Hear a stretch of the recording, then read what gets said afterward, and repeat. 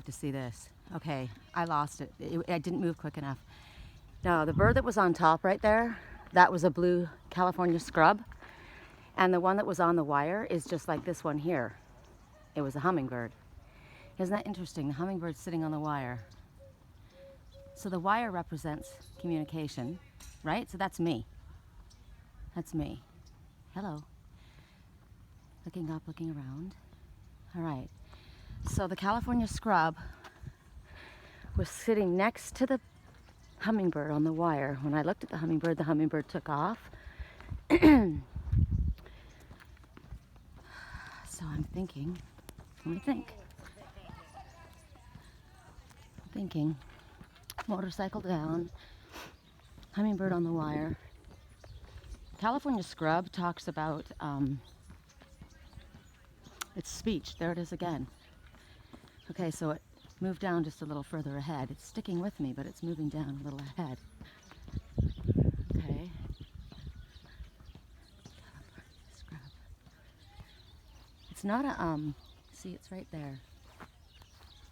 California scrub is different than a blue jay. The blue jay has, it's not a stellar jay. The stellar jay talks about not allowing people to bully you. There's a lot of them in there. And it talks about the power of your voice. But the California scrub, God, I gotta think about what the California scrub's specific message is. But that's who was next to me. Oh, wow.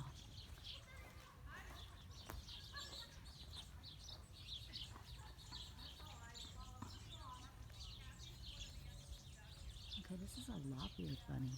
That's unusual. Why is there a lop-eared bunny outside? Hi. Were you someone's pet and they let you out? That's really weird. Hi. Hello. That's really weird. Why would you have a lop-eared bunny? Somebody loved this bunny and it's kind of like Lily. Hi, little tiny. What's going on? So this is not a wild rabbit. This is a domestic rabbit. He's been displaced and he's hanging out in the wild. Hi. I hope he's going to be okay. You stay inside that fence. Yeah, that's interesting. Interesting message. So the bunny talks about creativity, fertility, quick movement, but that one wasn't moving. It was just kind of lying there. It felt safe where it was at, inside the fence. So it's inside the fence. It feels, see, private property. That domestic bunny shouldn't have been outside the house, but it was.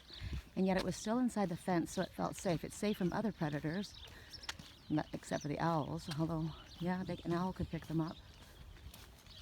So it felt safe where it was at, behind the fence. So that's a positive message. The lake is calm. Yeah, so this morning, the lake was just absolutely, you couldn't see it. The sky and the lake became one. It was all fog. It would have been really cool to get out the water and do a live reading that way, but oh well. There's the little coots. Those are the mud hens. They're the ones that I called yesterday. I said the wrong name. I called it a grosbeak. It wasn't a grosbeak. I always do that. This is a coot, mud hen. And they're the ones that eat, see, they eat the duckweed. They clear up all the junk. So that's the ones that are supposed to clear up everything along the shore before you can move on. So right now, the hummingbird was sitting on the wire. The domestic bunny was behind the fence, not going anywhere, kind of laying there. And the grosbeaks are along the edge cleaning things up. And it was foggy today. Things haven't cleared up yet. So it's like with me, there's no forward movement. I'm not quite certain what I'm doing with my car. I'm not quite certain where I'm moving, although Sedona is what I want. The city of Cottonwood, Arizona keeps sending me things. I got another letter in the mail today from Cottonwood saying, oh, we heard you were interested in moving into our town, so let me know if we can help you. So here we see a great blue heron. I told you guys about the great blue heron. Blue heron is talking about standing on your own 2 feet, This is the jack of all trades. So he's standing on the shore too, right? Everyone's waiting until the fog lifts, until they get a better idea about what's going on. He's all scrunched up too, because when he stretches his neck out, he's tall. He's like 5 feet tall when he stretches his neck up. If I go up to him, he'll move, right? But we don't want to disturb him. Why disturb him? He's not ready to go. So if he's not ready to go, leave him alone, right? And then up here we see the female. This is the white heron. She's sitting on the mountain. That's interesting to me. So she's on the rock. She's a little bit more active than the blue heron. He's just sitting there. And then we've got the goose brigade. They're the busybodies who always have something to say, telling everybody what to do. And these two, they're separated. They're not far. They're on the same shore. Okay, she's on the move. So she's on the move. And what will he do? How interesting. She's going over to where? Closer to him. So wherever he is, she's going there. But he's still not looking. She's not looking either. They're just kind of moving in the same direction. So this makes me think of the message that we got the other night about the two who they've got things going on between them. They've got issues, and probably has a lot to do with these people, the busybodies, the nosy ones, right? Look at them. There's 3 of them coming full circle completion. It also says an ascended master. So instead of the busybodies, perhaps this is spirit. Spirit's down there saying, come on, look, we've given you all the messages that you're supposed to take care of. We're right with you. We got your back.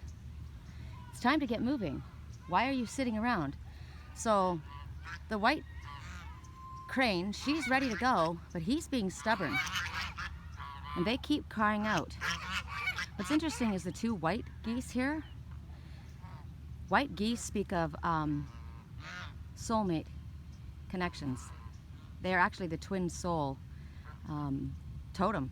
Somebody told me that, and I had no idea. I looked it up, and it's the truth. So they are amongst spirit. So that's interesting. So spirit surrounds them, but there's these 3. Okay, so are these 3 helping, or are they? Well, they're part of the same group. So maybe in different areas, but they're helping. They're looking around. Maybe they're soul family, I'm getting, right? Soul family. These 2 stick together. They're following their path. There's a couple different stories going on here. Interesting. I have to listen to this later and understand what... I listen to these later and I hear my own messages because, you know, I'm going along and I have a story in my mind the way I think it is, right? And then I listen back and I'm like, no, listen to what you said. And even as I'm talking, my story's changing. So that's kind of the message that we got about, yeah, that's the message that we got about when you make a choice, because we're in this gateway. Okay, I get it, I'm understanding. When we are making this choice, we have this opportunity, and whatever we choose to do, the circumstances are going to change. So whatever decision that you're making, that's why those 2 are they haven't taken off yet. Isn't that interesting? She went around and she went and sat back down. He's going out into the water. So he's starting to go into his emotional waters. Can you see him? Right there. He's waiting out a little bit. So he's considering, oh, now he's gone back in.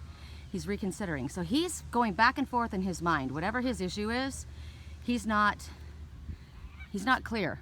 Because what Spirit said was, whatever decision you make, you need to be clear on the decision you make. Because whatever decision it is, it's going to affect people around you for a very long time to come. So be sure that you're going in the direction that you want to go before you make that choice. That's why I'm like, wait, that's me. So that's me. I'm not I don't know who I am. I'm probably the white one because I'm the one who keeps trying to kick off. And I come back down because I don't have clarity yet because it's foggy, right? It's not crystal clear for me yet. And until Spirit makes it crystal clear, no one's taking off. And it might be that the blue heron is waiting to see what she does. He's going to make his move when she decides where she's going. That's the message I get. What do you guys get? That's what I get. And with all of this introspection this morning, I haven't been walking as fast as I normally walk. Maybe it just feels that way because my mind's been busy, which is a message to you and to me. Keep yourself busy. It won't feel like it's taking so long when you're busy doing the things that you're meant to do. So break things down into little pieces, get the work done that you need to get done, exercise, get outside, get some fresh air, where you get a different perspective, right? Like I said, I'll listen back to all of this and I will hear different messages that I'm hearing right now. Someone dropped the ball. I keep hearing that. Someone dropped the ball. Someone dropped the ball, and everybody's waiting on everyone else to make a move. I heard that this morning. I keep waiting and waiting for you to make a move before I make a move. That's interesting. Why? Why are you waiting on anyone? Make your fucking move already. I'm waiting only on spirit. That other heron, they're waiting on the white crane to make the move before they move. So is that my message? Is that my message? Am I waiting for someone else before I make my move? Forget it. I found a place in Sedona yesterday. It's $975 for this awesome guest house. It's beautiful. They want a year lease though. That's what I'm hesitating on, because it's like, remember I heard in my head, well, let's rent a place and see how it goes. Because what if I don't want to be there, you know? And you've signed in for a year lease. So maybe that's why the blue heron, he doesn't want to sign on the dotted line. Ooh, right when I said that, there's major death and rebirth and transformation. Can you see all the vultures there? We just came up a steep hill, in case you're wondering why I'm out of breath. Now, I will tell you, yesterday, when I did this walk, the back of my legs felt the muscles working. Today they don't. So today they're used to it already, that quickly. I know this is bouncing around, but I wanted you to see if you could see those. Can you see them? A lot of them, death, transformation, and rebirth. So it's only a matter of time before the move has to be made. Okay, come on. I'm trying to, there we go. This is a cool house. These people are so wealthy, they only come here, and I don't even know if they stay here ever. Usually the place it's been empty forever. It's like, there's a truck here, but I think it might just be a maintenance man. The place is gorgeous. What a waste, hey? Maybe someone's, and there's no sale sign, so maybe it's an estate. I don't know. This is where I found Lily. I was coming home from there's the pool's back there at the clubhouse, and I was driving back with one of my old roommates, and we saw Lily on the ground right there, walking around, and I was like, oh my God, that's my cat. You know, thinking it was Babes, the one I lost. Okay, no, there's a message, because look, these are pomegranates. Pomegranates, I'm taking these. They haven't even been opened. There's nothing wrong with these pomegranates. I'm taking them. Now the pomegranates, they're they talk about, they're very important to the Jews. They're also what my kids and I love to eat. But this is where I found her, right here, at the house 223. 223 says, because of your faith and unending trust and devotion and belief in something, what you have been wishing for is about to come true. And the fact that there were 3 pomegranates, but I only took 2. One was left behind. Oh man. So anyway, I thought that Lily was Babes, and it wasn't Babes, it was someone else. It was another one that ended up being one I love. Wow. But they're a pain in my ass. They've been sick, they've been hurt, they're getting better, they want my attention, but they don't know how to ask for it appropriately. Usually it's in the, oh wow. See? And there again we see the little hummingbird on the bird of paradise. Oh, it's a beauty one. It's a beauty. You probably can't see the color. She's not frightened, though, is she? Hi. Hi. Wow. So take a breath. Sorry, I'm looking at her and I'm moving my camera. See the red on her chest? Oh, throat. You are beautiful. Yes, you are. Wow. Sorry, I keep moving away, I know. Oh, God, I suck at filming, don't I? So, take a breath, little hummingbird. Hi.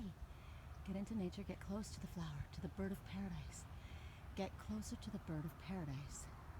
Sit on the tip of the bird of paradise. Face the bird of paradise. They're facing so close. It's like Lily sitting on top of me. So I wonder if the hummingbird is not me. That's what she does. She sits on my chest and we're that close, face to face. She does it all the time. Okay, I'm gonna leave it now.